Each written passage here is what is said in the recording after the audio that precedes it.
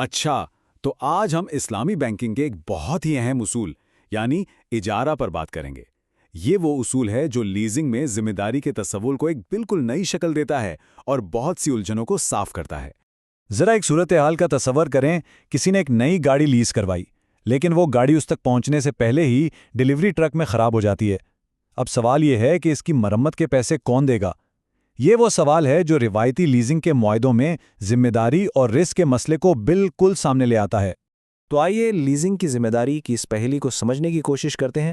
اس میں ہم دیکھیں گے کہ جانے پہچانے مالیاتی طریقوں میں رسک اور ملکیت کی لکیریں اکثر اتنی غیر واضح کیوں ہوتی ہیں۔ ہوتا یہ ہے کہ بہت سے لیزنگ کے معاہدوں میں مالک کے رسک اور استعمال کرنے والے کی ذمہ داری کے درمیان جو فرق ہے وہ اکثر تھوڑا دھندلا سا لگتا ہے، اور یہی ابہام عام طور پر لیزنگ میں کنفیوژن اور ممکنہ جھگڑوں کی وجہ بنتا ہے۔ لیکن اس الجھن کا ایک بالکل صاف اور سیدھا جواب موجود ہے۔ آئیے اسلامی لیزنگ کے نظام پر ایک نظر ڈالتے ہیں جسے اجارہ کہا جاتا ہے۔ اجارہ بنیادی طور پر ایک اسلامی مالیاتی اصطلاح ہے جس کا مطلب ہے کسی چیز کو کرائے پر دینا۔ یہ ایک ایسا معاہدہ ہے جس میں ایک مخصوص اثاثے کا حق انتفاع یعنی اس چیز کو استعمال کرنے کا حق کرائے کے بدلے کسی دوسرے شخص کو دے دیا جاتا ہے۔ یہاں فوکس صرف فائنینسنگ پر نہیں ہوتا بلکہ اثاثے کے استعمال پر ہوتا ہے۔ اجارہ کے معاہدے میں دو اہم کردار ہوتے ہیں۔ پہلا ہے مجر یعنی اثاثے کا مالک جو اسے کرائے پر دیتا ہے، اور دوسرا ہے مستاجر یعنی وہ شخص جو کرایہ ادا کر کے ایک مدت کے لیے اثاثہ استعمال کرنے کا حق حاصل کرتا ہے۔ ان دو کرداروں کو سمجھنا ہی اس پورے نظام کی بنیاد ہے۔ اجارہ کا بنیادی اصول بہت سادہ ہے۔ ملکیت کا مطلب ذمہ داری ہے۔ تو آئیے دیکھتے ہیں کہ ایک مالک کے طور پر کون سی خاص مالی ذمہ داریاں پوری کرنا ضروری ہیں۔ یہ اقتباس اس اصول کو بہترین طریقے سے بیان کرتا ہے۔ اس میں بالکل واضح کہا گیا ہے کہ موجر یعنی مالک اثاثے کی خریداری اور اسے امپورٹ کرنے کے دوران آنے والے تمام اخراجات ادا کرنے کا ذمہ دار ہے۔ مثال کے طور پر فریٹ یعنی مال لانے کا خرچہ اور کسٹمز ڈیوٹی وغیرہ۔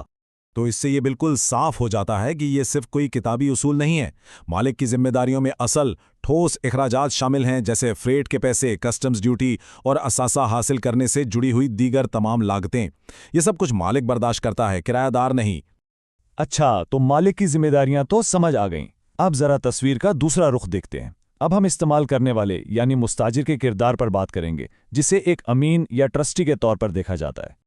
مستاجر کو اثاثے کا امین سمجھا جاتا ہے۔ اس کا مطلب یہ ہے کہ اسے وہ اثاثہ ایک امانت کے طور پر سونپا گیا ہے، تو اب وہ اس کی حفاظت اور اس کے مناسب استعمال کا ذمہ دار ہے۔ یہ ذمہ داری اعتماد اور دیکھ بھال کی بنیاد پر ہوتی ہے۔ یہاں ذمہ داری کی تقسیم بالکل واضح ہے، کوئی کنفیوژن نہیں۔ مستاجر صرف اور صرف اس نقصان کا ذمہ دار ہے جو اس کے غلط استعمال یا غفلت کی وجہ سے ہوا ہو۔ وہ ان عوامل سے ہونے والے نقصان کا ذمہ دار نہیں ہے جو اس کے قابو سے باہر ہوں، جیسے کوئی قدرتی آفت۔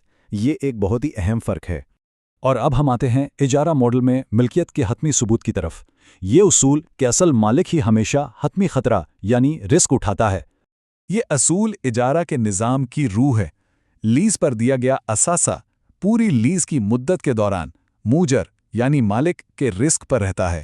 یہ بات بالکل واضح اور غیر مبہم ہے۔ اس کا عملی مطلب یہ ہے کہ مستاجر کے قابو سے باہر عوامل کی وجہ سے ہونے والا کوئی بھی نقصان مالک خود برداشت کرے گا۔ اس میں قدرتی آفات یا غیر متوقع حادثات جیسے واقعات بھی شامل ہیں۔ اس طرح رسک بالکل واضح طور پر مالک کے ساتھ جڑا ہوا ہے۔ تو آخر میں سوال یہ پیدا ہوتا ہے کہ یہ فرق اتنا اہم کیوں ہے؟ آئیے اس کے اہم پہلوؤں کا خلاصہ کرتے ہیں اور اجارہ داری ماڈل کی اہمیت کو سمجھتے ہیں۔ چلیں ان دونوں ماڈلز کا موازنہ کرتے ہیں۔ اجارہ میں ملکیت کا رسک اور تمام شروعاتی اخراجات مالک برداشت کرتا ہے۔ اس کے برعکس روایتی لیزنگ میں یہ ذمہ داریاں اکثر کرایہ دار پر ڈال دی جاتی ہیں۔